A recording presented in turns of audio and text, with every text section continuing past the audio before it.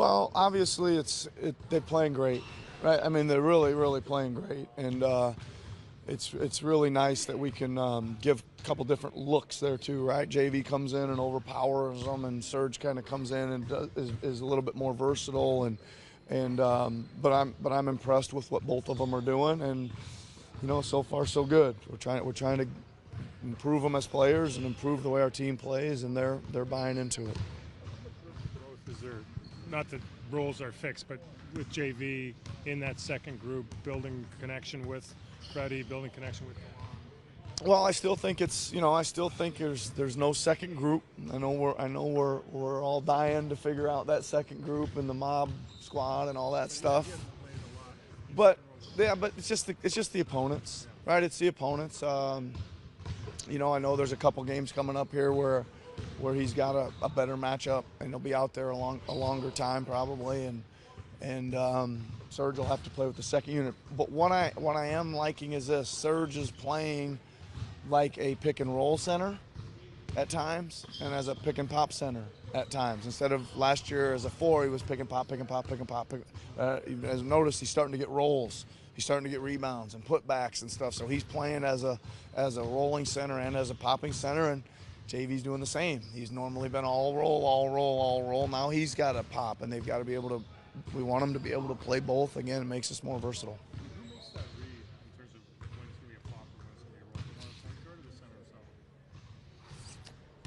itself? The center and the point guard, but center first probably. And again, it's just mainly on coverages, right? It's not predetermined. You come out there, you do it.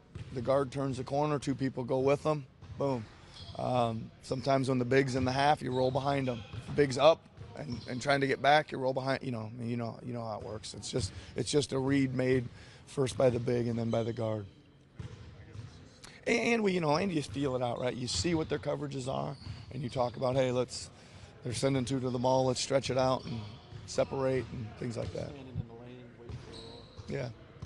What do you think of Kawhi's no-look diving steal? Awesome. We've only shown it at least twice to our team. I think we showed it at halftime last night, and we showed it in our defensive edit today. Again, and it's just, what the point is. The point is if one of your best players is getting dirty and getting on the floor, then we all should be getting dirty and getting on the floor and making plays. He confirmed yesterday what it looked like and that he didn't actually see the ball. Is that just instinct? Yeah, it's instinct and reacting quickly and knowing you can possibly make plays with your length and things like that by staying with and finishing plays. In the Charlotte game, he used a play where he's kind of like smothered clumsily in the restricted area into a 3-second call. It seems like every game he does at least one thing defensively that's like, I can't believe he just did that type of play. Do you look at those plays as just another Kawhi play, or as a coach, is that something that you look at and it's like, okay, that's pretty cool?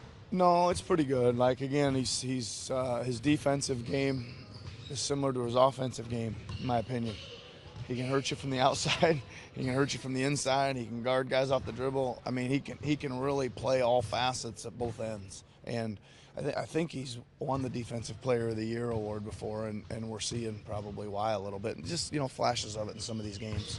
Nick, what are you seeing around your team's execution and stopping runs?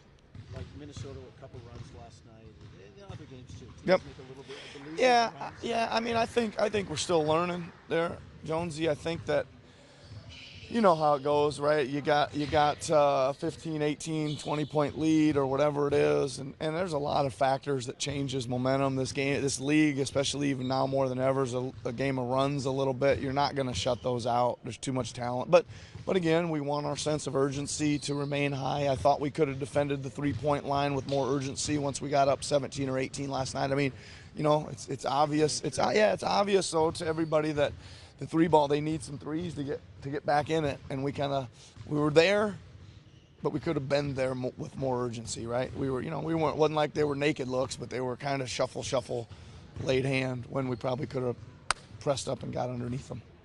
Danny was saying communication is perhaps the key to get better defensively, to be an elite. Yep. What would you say it is? Yeah, two things. It's communication, which leads to better chemistry, right? And listen, part of it I'll put on myself a little bit, right?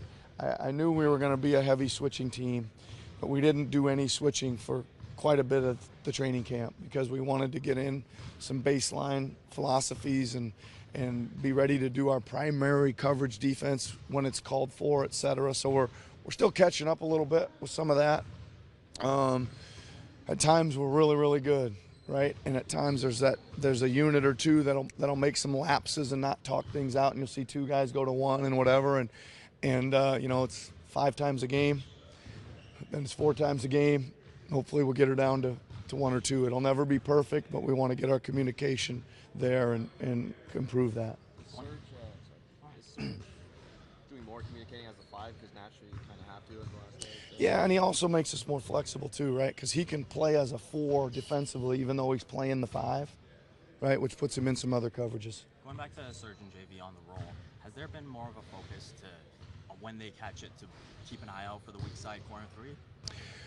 Again, that's more game plan stuff, how we think teams are going to play us coming in, and then reading what's happening once we do start the flow of the game.